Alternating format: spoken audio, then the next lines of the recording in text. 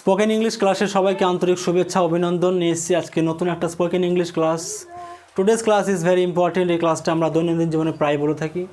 কিছু বাংলা বাক্য আমি বোর্ডে লিখে দিয়েছি এবং একটা রুলস আমি লিখে দিয়েছি। সেই রুলসটাকে ধরে ধরে আমরা বাংলা বাক্যগুলো কীভাবে বেঙ্গলি থেকে ইংরাজি করব সেটা আজকে আলোচ্য বিষয়। সো যে বাক্যগুলি আছে তোমরা দেখতেই পাচ্ছ।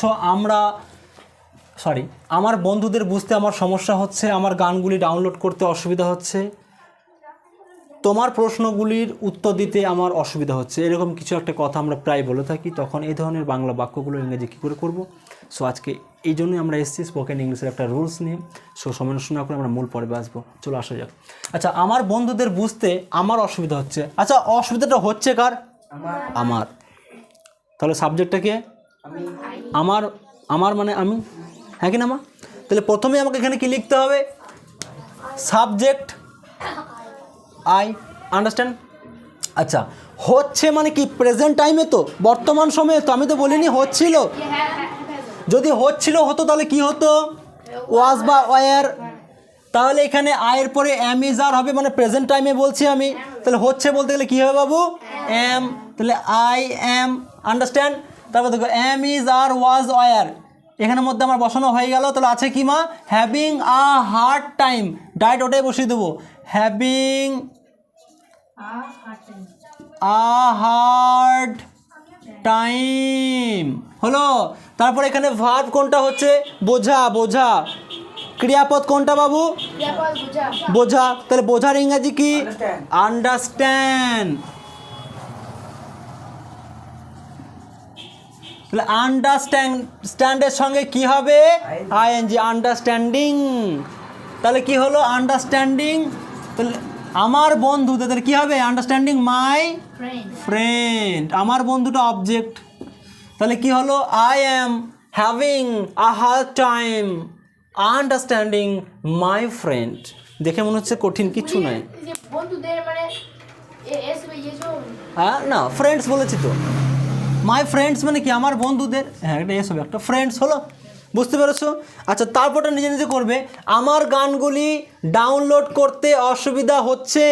আচ্ছা, এদিকে তাকাও, কে কপি করবে না? আগে উত্তরটা দাও, তারপরে কপি করবে নিজে নিজে। আমার গানগুলি ডাউনলোড করতে অসুবিধা হচ্ছে। এখানে সাবজেক্ট কে হবে? কর্তা। আমার গানগুলি ডাউনলোড করতে অসুবিধা হচ্ছে। আমার। তাহলে আই হবে। তাহলে আই লিখবো। আয়ের পরে কি হবে? হচ্ছে বলেছি আমি। কি হবে মা? এম। I am. তারপর কি হবে? হ্যাভিং এ হার্ড টাইম হলো। তারপর দেখো, ডাউনলোড করা হচ্ছে মেন ভার্ব বা ক্রিয়াপদ। তাহলে ডাউনলোডিং। আইন হবে না? ডাউনলোডিং। ভাবিস না যে কী হবে আর কি, ডাউনলোডিং হবে। DOWNLODING, ডাউনলোডিং হলো। তারপর অবজেক্ট কি হবে? গানগুলি। তার মানে কি একের বেশি গান? সংস। দা সংস করবো তো ভালো হয় বেশি, SONGS। তাহলে কি হলো? I am having a hard time downloading the songs. তার মানে আমার গানগুলি ডাউনলোড করতে অসুবিধা হচ্ছে। প্রথম একটু অসুবিধা হবে। তারপরে এই বাংলা বাক্যগুলো যখন ব্যবহারিক জীবনে ইংরাজিটা করবি না, তখন দেখবি আরও 10টা বাক্য নিজে নিজে করতে পারবি। তারপর আস্তে আস্তে অভ্যাসগত হয়ে যাবে। কি বললাম বুঝতে পেরেছো?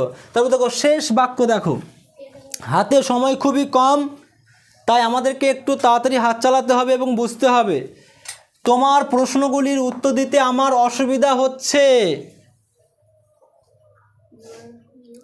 তাহলে প্রশ্নের উত্তর দেওয়াটাই তো মেন ভার্ব এখানে। তাহলে অসুবিধাটা কার হচ্ছে?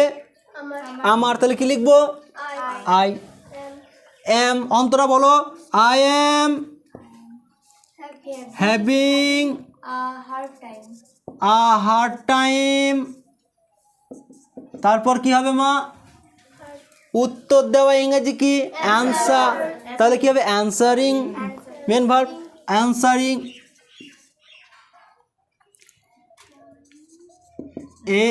ANSWERING, অ্যান্সারিং তোমার প্রশ্নগুলি। তাহলে কি হবে বাবা?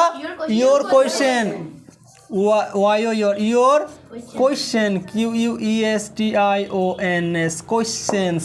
কোয়েশ্চেন্স হবে, প্রশ্নগুলির একের বেশি প্রশ্ন আছে। সবাই বুঝতে পেরেছো ব্যাপারটা?